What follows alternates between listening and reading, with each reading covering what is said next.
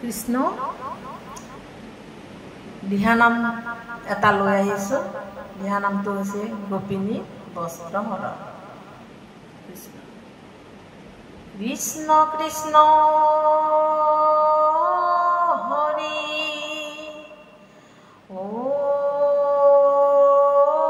ৰাম কৃষ্ণ শংকৰ গুৰু হৰি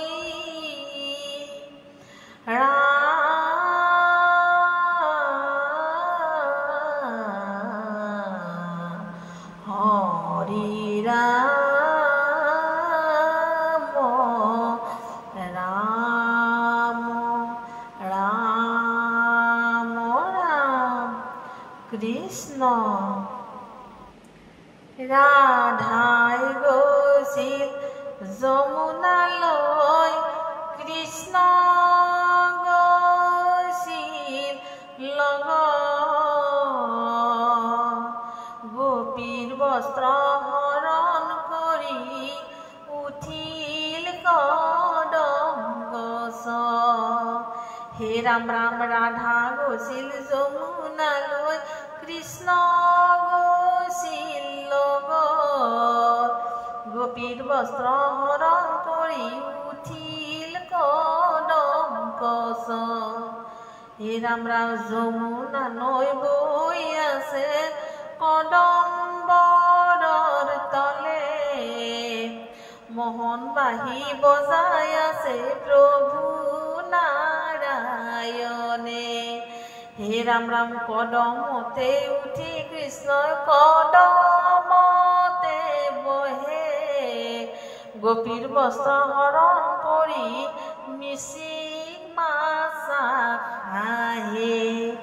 হে ৰাম ৰাম যমুনালৈ যায় গোপী যমুনালৈ যায়, কদম্বৰৰ তলে কৃষ্ণই মুৰুলি বজায়। ৰাধা গৈছিল যমুনালৈ, কৃষ্ণ গৈছিল লগত।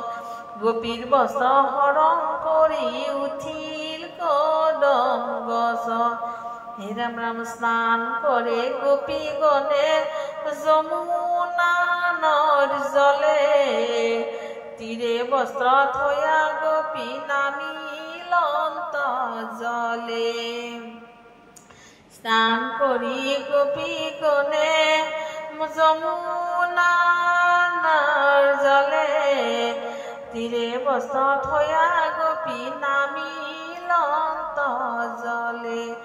স্নান কৰি গোপী হবে বস্ত্ৰ বৰ নাপায়, মহাস্নেহে হাতে কৃষ্ণক বান্ধৱ কানাই।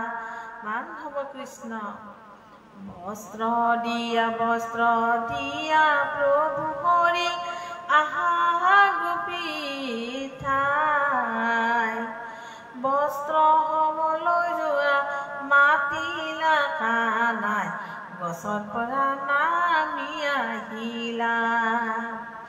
বস্ত্ৰ লৈ যোৱা মাতিলা কানাই, গছৰ পৰা নামি আহিল। মোহন মুৰাৰী ৰাধিকা ৰাগে কৃষ্ণই গৈলা হাঁহি মাৰি, কানাই বোলে গোপীৰ মহাভাগ্যৱতী। বস্ত্ৰ দিয়া প্ৰভু শ্ৰী হৰি আহা গোপী হব আহা এতিয়া ঠাই।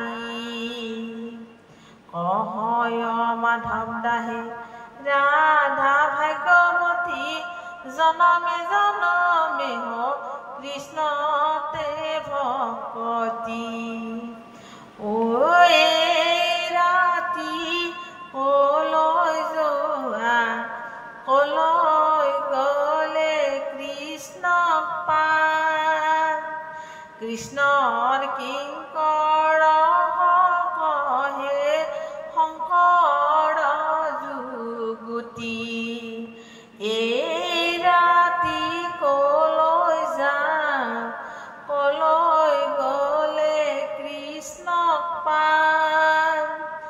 কৃষ্ণৰ কিংকৰে কহে শংকৰে যুগুতি